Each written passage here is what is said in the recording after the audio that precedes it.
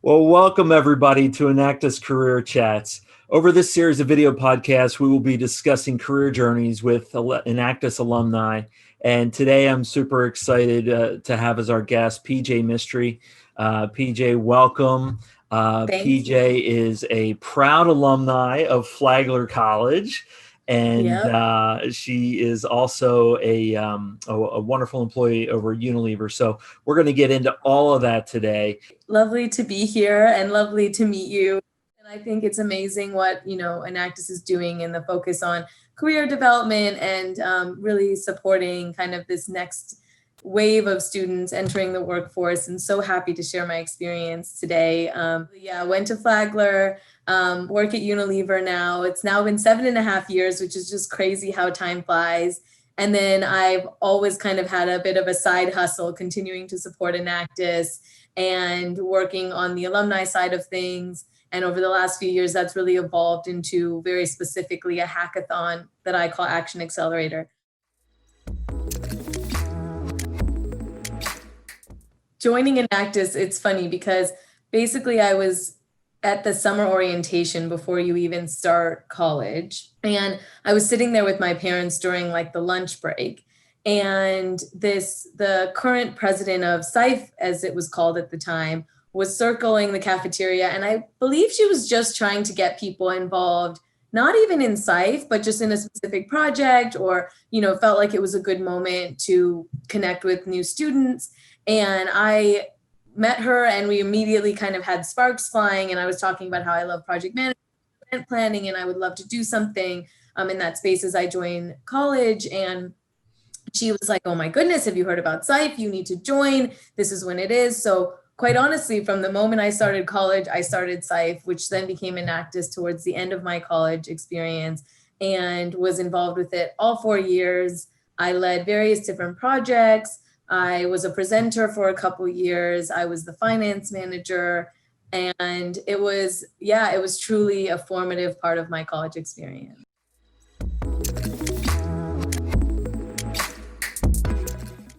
I would say that it's project management for sure. And it's the ability to bring different people and maybe let's say diverse people together with diverse mindsets to tackle a project. So not being someone who works very independently, but rather anytime there is a problem to be solved, being able to bring people together to solve that and to really move forward. And I think actually one other thing that comes to mind that's I feel very unique that you get from your Enactus experience is a focus on solutions versus problems. So I find that a lot of times people will focus on, oh goodness, this has happened and here's the problem or the complaint.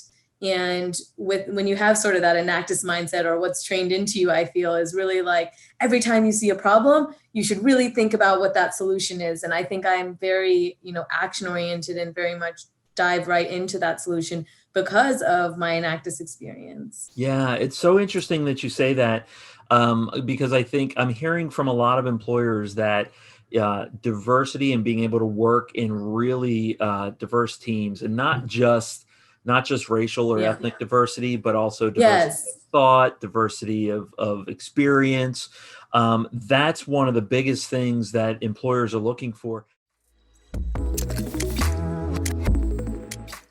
So the Unilever story is also, very much geared towards the same as kind of my Enactus experience around a bit of a random meeting and it leading to something. And I think the story is really that we were at our Enactus regional competition and Unilever was there, and one of my teammates had received a Unilever scholarship and award at the time.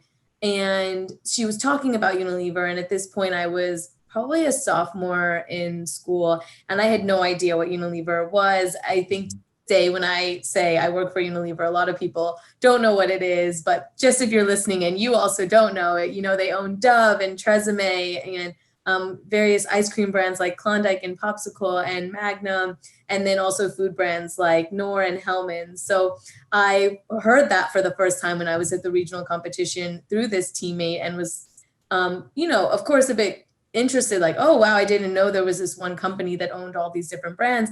But on top of that, why she was really sparking was because she was talking about their sustainability initiatives and how they were a big company, but they really wanted to do something good, and they wanted to use their power responsibly. And I was immediately hooked because, of course, for me, sustainability and, of course, the connection to the sustainable development goals within Enactus was all really related for me, and was therefore something that I really to drive forward. So the next day I went up to the career booth. I spoke with someone there. I expressed my, interest and my passion, and somehow we just stayed connected. And then in September, I was invited to this like Unilever event, which then led to an interview and an internship. And then I had a great summer internship, really loved it, actually worked on the supply chain side. But then what's great about a big company like Unilever is you have so many different opportunities. So I then transitioned into marketing as I started full-time in July of 2013. Wow. So, okay, here's what I'm hearing. Network early and often, stay in touch, be communicative, and just be passionate about what you want. And I love that, because as a recruiter, I know that recruiter that you stayed in touch with probably had 100 other students that were absolutely trying for the same thing. But you kind of have to strike that balance between being annoying and being persistent, right? Yeah. So Consistency for sure, I think is huge when you talk about this relationship, whether it's digital or in person. I think it's important to point out that, of course, there is a balance you have to strike, but the first thing you need to acknowledge is it's your responsibility to drive that relationship, that conversation, and what happens next. These recruiters talk to so many people every day. They receive thousands and thousands of resumes. You have to stand out. And how are you going to do that? And I think it doesn't just have to be through persistence. I mean, I also referenced my passion, the connection to my own values, talking authentically about why it is you want the role, rather than it just seeming like it's in one of 10 different companies you'd be going after or interviewing with. Unilever Future Leaders Program is what it's called. And when I first started, it actually existed around the globe, but it had never been launched in North America. What's interesting is it was the first class of this 3-year leadership program at Unilever. We were learning along the way. Unilever was learning along the way, and we were able to really craft the future of the program together. The way it started is you really work feet on the ground, selling in Unilever products and working with retailers like Walmart, Target, different grocery stores, and quite honestly, stocking shelves and checking inventory and checking promotions and just different displays in store. You learn very hands-on, and I think that was an amazing foundation for my career, and has constantly reminded me that we win and lose in the store. And often, maybe the further you get in a career that's very focused on products, you can get really disconnected and forget, really where the most important moment happened. From there, what was phenomenal about the program is you have different rotations, and depending on which track you choose, then those rotations vary. So for me, I was on a sales and marketing track, but I was on this track where you alternate a bit between sales and marketing. And so I worked a little bit on the competitive analysis side, on the innovation and product development side, then also on a bit more of like the brand operations side, where you work on demand planning and forecasting our products and managing budgets and really managing more programs with retailers. So lots of different experiences. But I think what's quite fun about all of that is that it wasn't just, working in one office and, in one role. Every 6 to 9 months for those first 3 years, I was changing roles. Lived in New York City for the first year and a half of my career, working out of the Unilever office in Englewood Cliffs, New Jersey.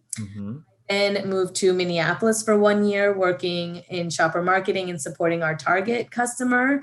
So that was really cool to get to know more about Target, because, love Target. And then from there, at the time, we had international rotations that were just part of the program.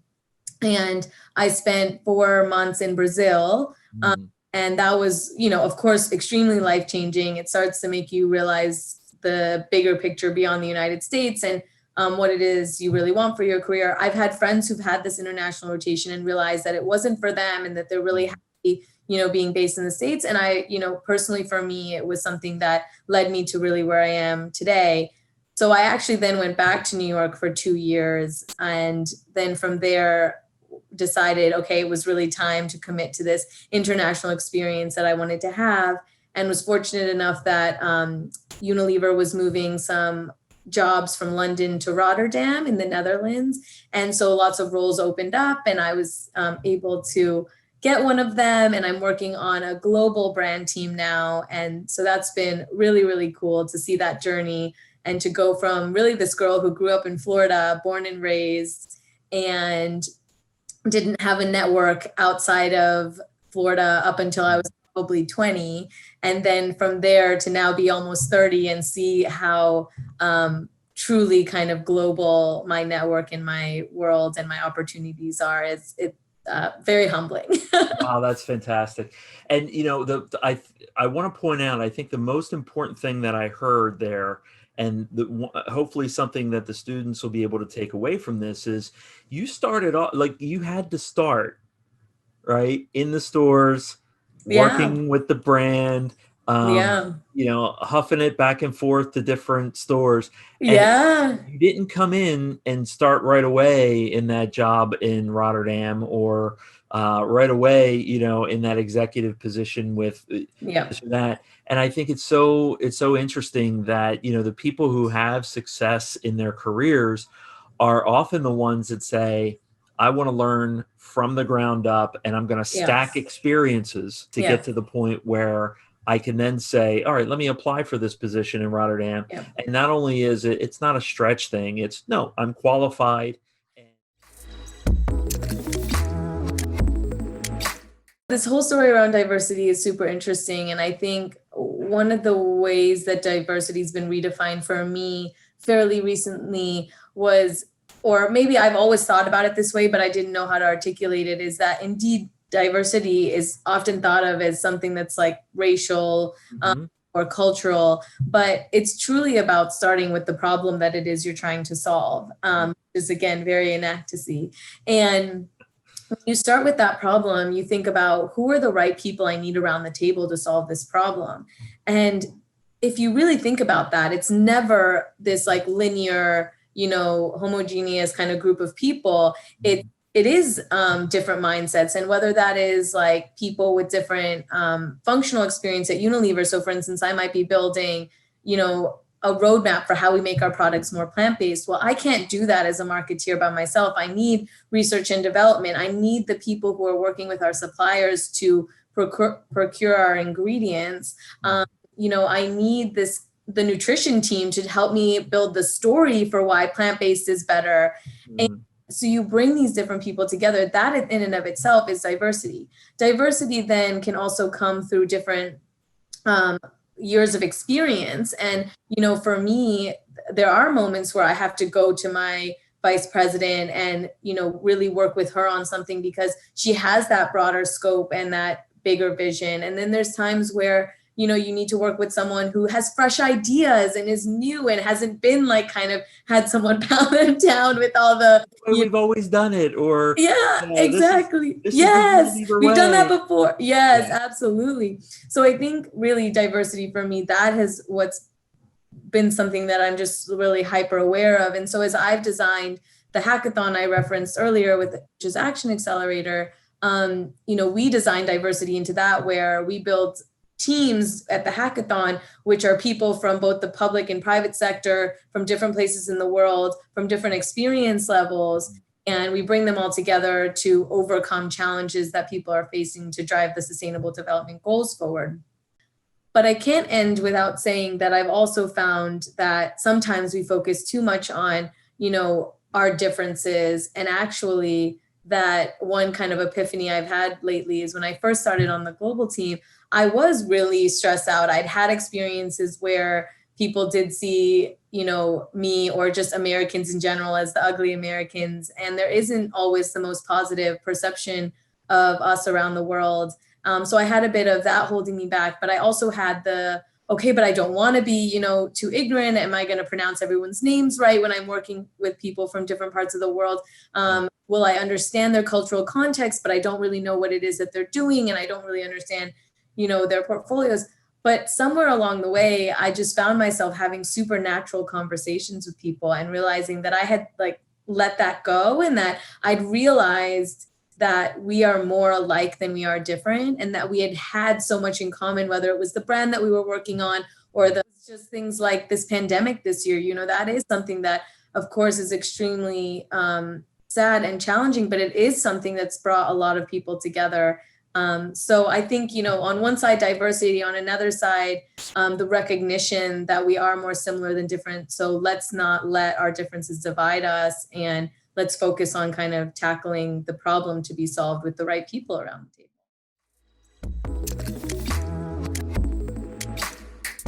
So on the alumni front, what's been interesting is since I started at Unilever, being a partner company, they've always had, quite a bit of Enactus alumni joining the organization. When I started, we sort of formed a club that was focused on partnering with Enactus students on projects, supporting Rutgers University, which was local to our Englewood Cliffs office, also having partnerships with universities and our different sales offices. And really, that was an amazing experience because it kept Enactus going really strong for me. Over time, that evolved into leading the alumni organization in the US for a couple of years before I moved to the Netherlands. And that was also just really wonderful to see how we could bring all of our different experiences together and craft kind of an alumni strategy and work out sort of how you can bridge from being a student into that whole alumni world and being a young professional and kind of maintaining that connection. So I've had so far some really amazing kind of continuation of my Enactus experience.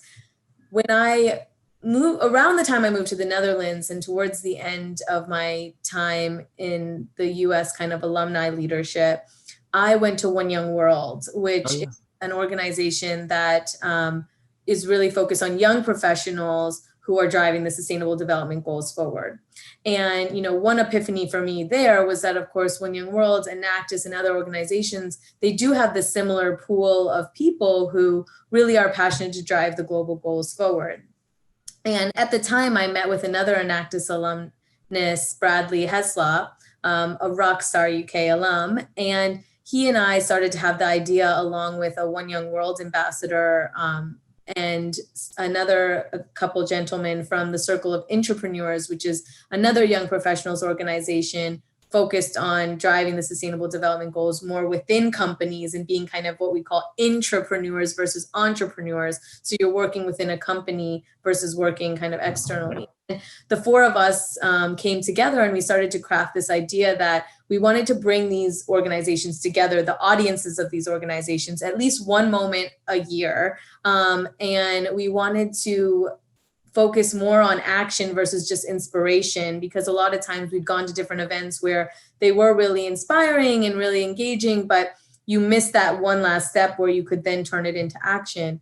And combining kind of these ideas, as well as knowing that a lot of times at these events, you have lots of sponsors who also actually want to roll up their sleeves and, get into it.